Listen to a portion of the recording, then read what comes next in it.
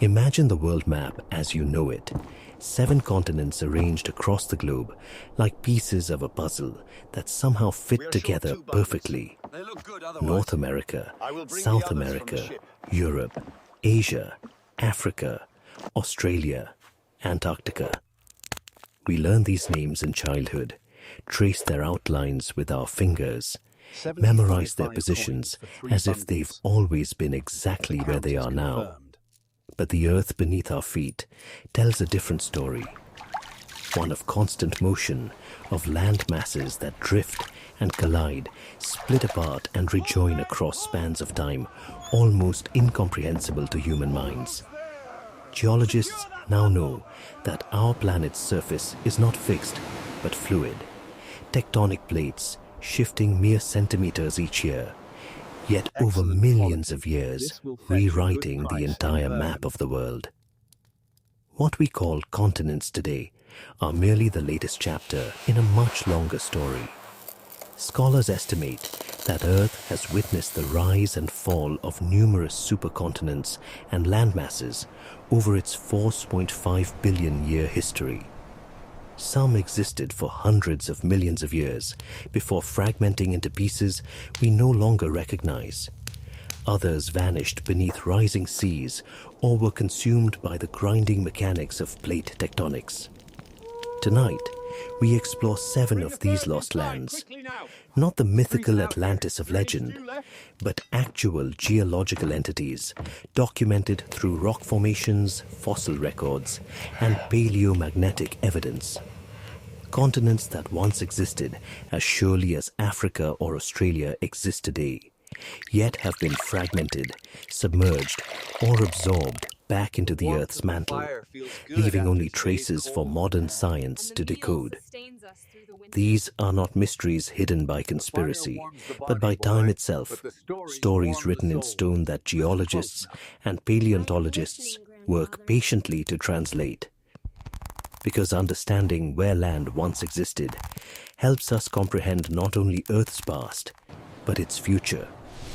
The continents we stand on today are themselves temporary, destined to drift and reconfigure over the coming millions of years.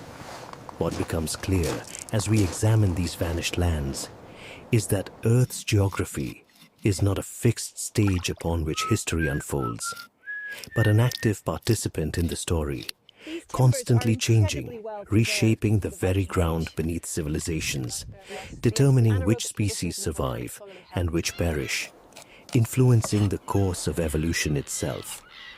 Before we can understand lost continents, we must grasp a fundamental truth about our planet that wasn't confirmed until the mid-20th century. The ground beneath us is moving.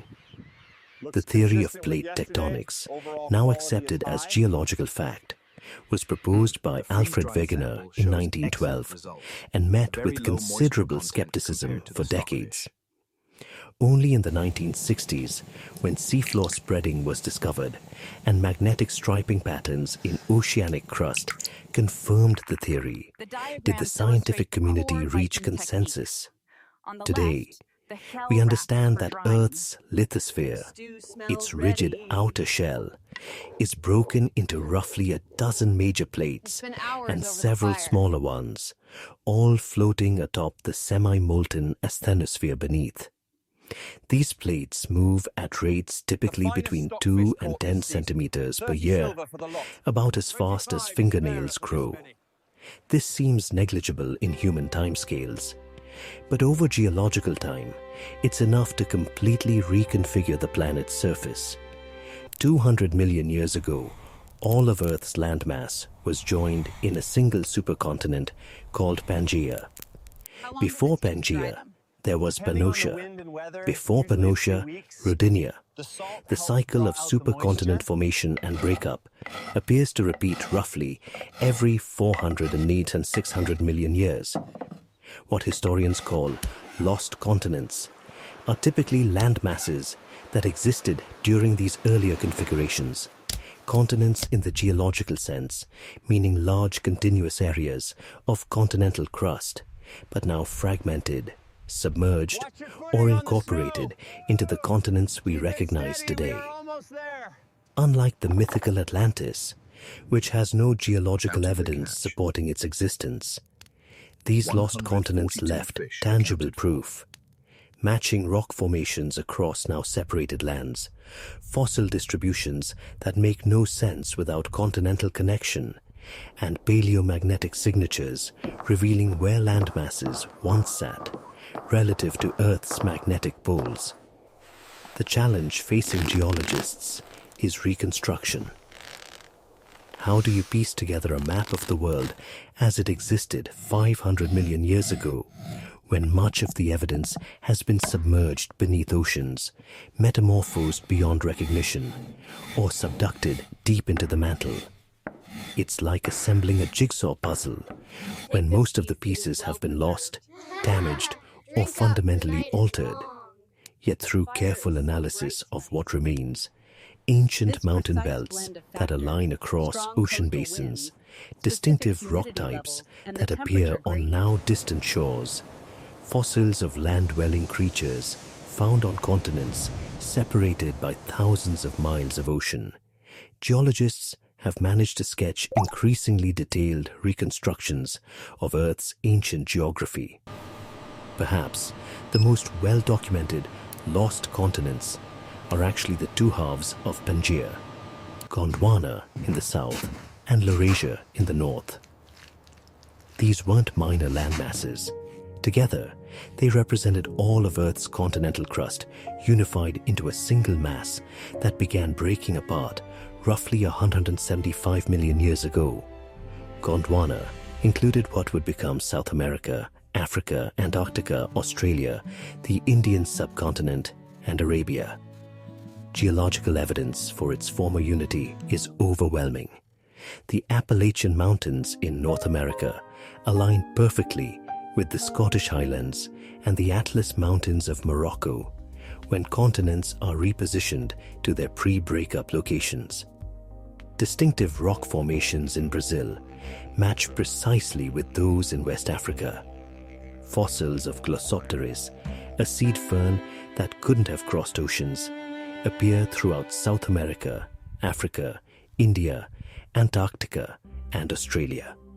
Distribution patterns that make sense only if these landmasses were once connected.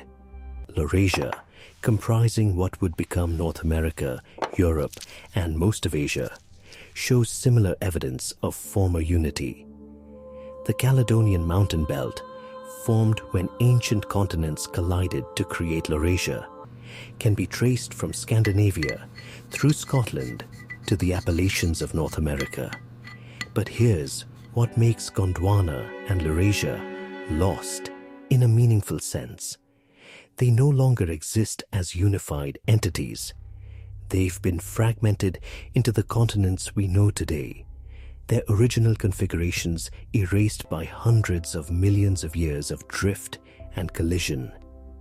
Standing in Brazil or Australia, you're standing on fragments of Gondwana, pieces of a former whole that will never be reassembled except in geological reconstructions. In 2017, geologists made headlines by proposing recognition of an eighth continent, Zealandia. This might seem to contradict the idea of lost continents, but Zealandia's story is precisely why it belongs in this exploration. It's a continent that exists today, but is 94% submerged beneath the Pacific Ocean. Only New Zealand and New Caledonia rise above sea level as visible remnants of this vast landmass, which covers approximately 4.9 million square kilometers, roughly two-thirds the size of Australia.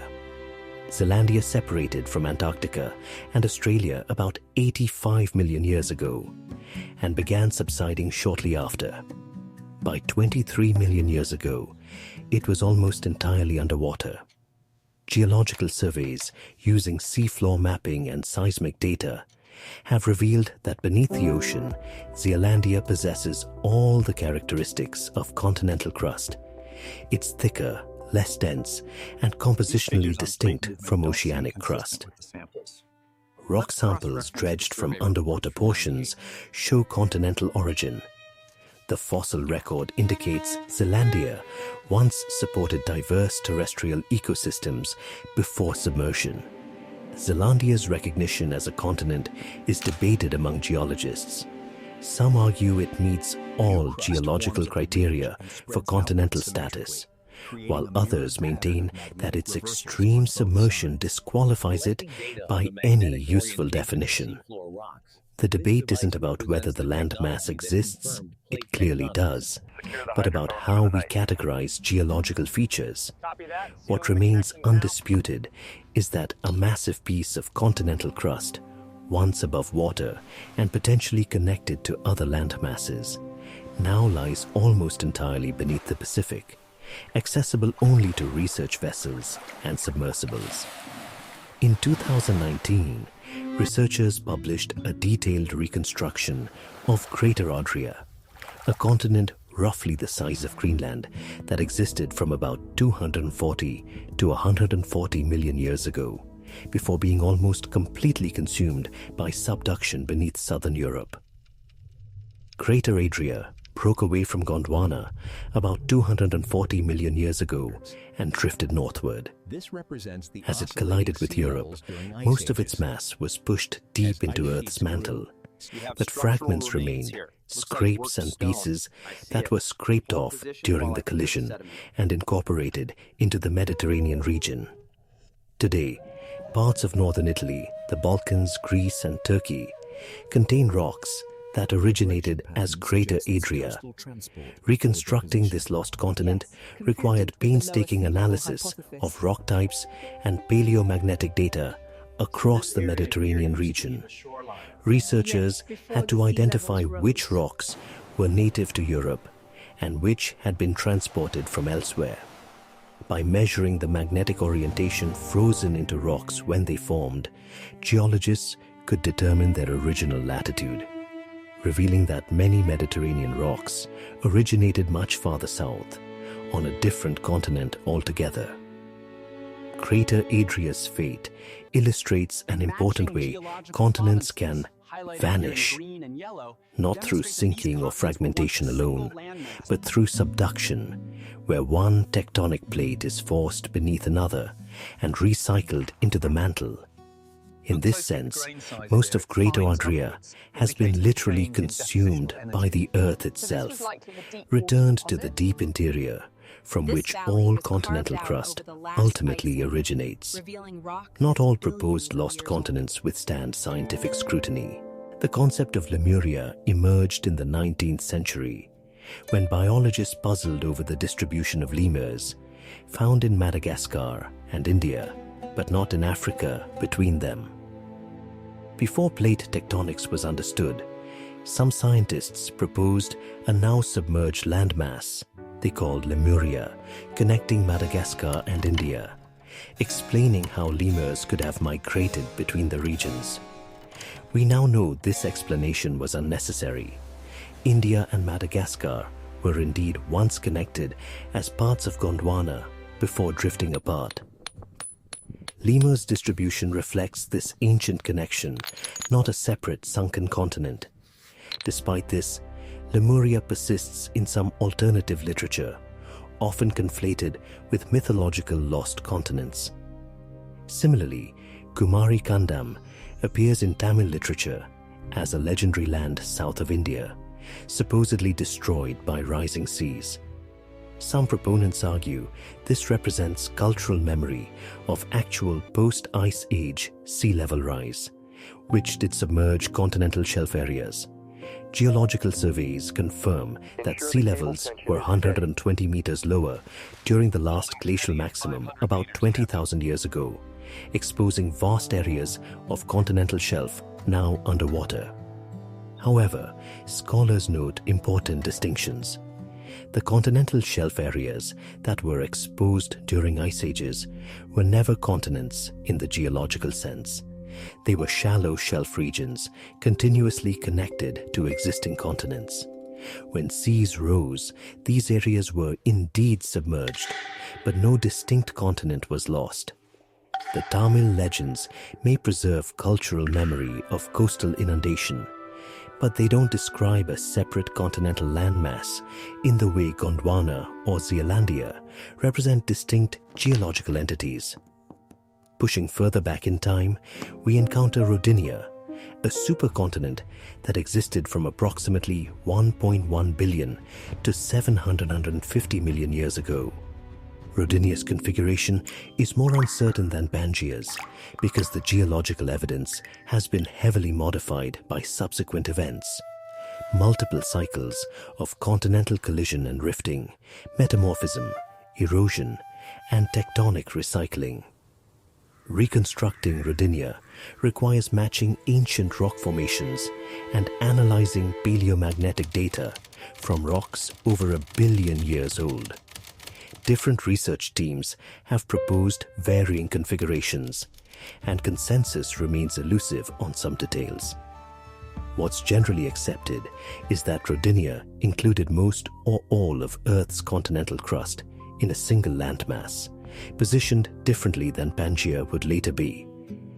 When Rodinia broke apart between 750 and 633 million years ago, its fragments drifted separately for hundreds of millions of years before eventually recolliding to form Pannotia and later Pangaea.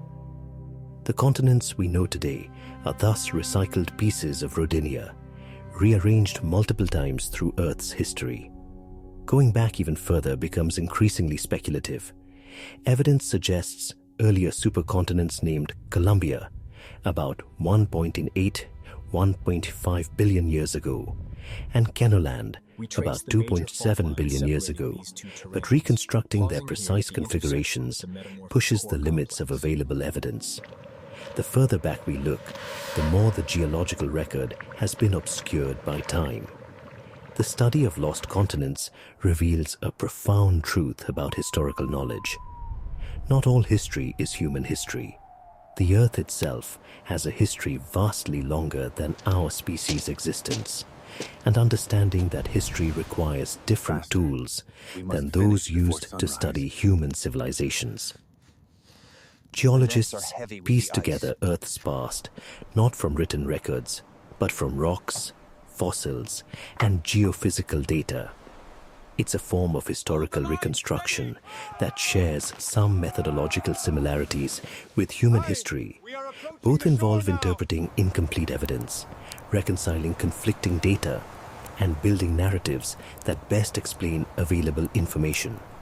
But geological timescales dwarf human comprehension. The breakup of Pangaea began 175 million years ago, a span so vast that if we compressed it to a single year, all of recorded human history would occupy the final few seconds before midnight on December 31st.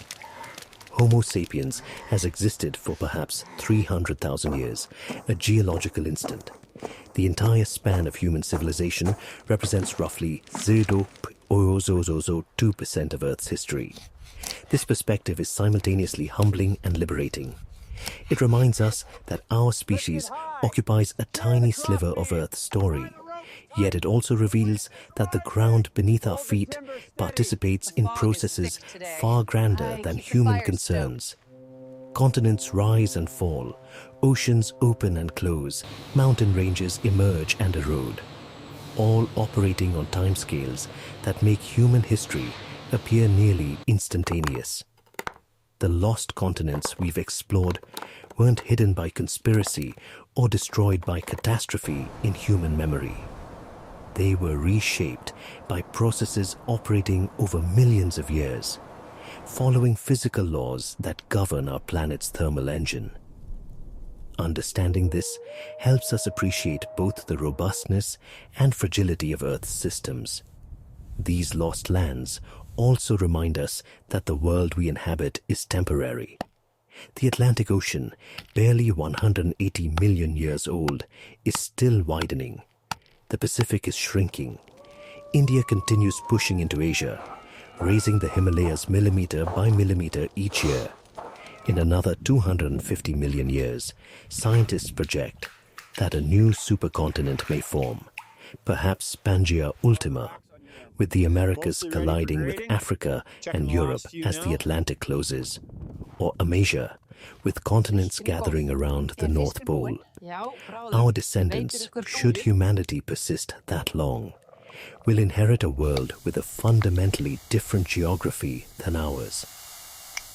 Future geologists may speak of our current continents as lost, their configurations preserved only in ancient rock formations and whatever records we leave behind. We began by questioning what it means for a continent to be lost, not in the mythological sense of Atlantis sinking beneath waves in a single catastrophic day, but in the geological sense of land masses that once existed and have since been fragmented, submerged, or consumed by Earth's tectonic processes. What we've discovered is that Earth's geography is not fixed, but fluid, constantly rewriting itself across timescales that challenge human comprehension.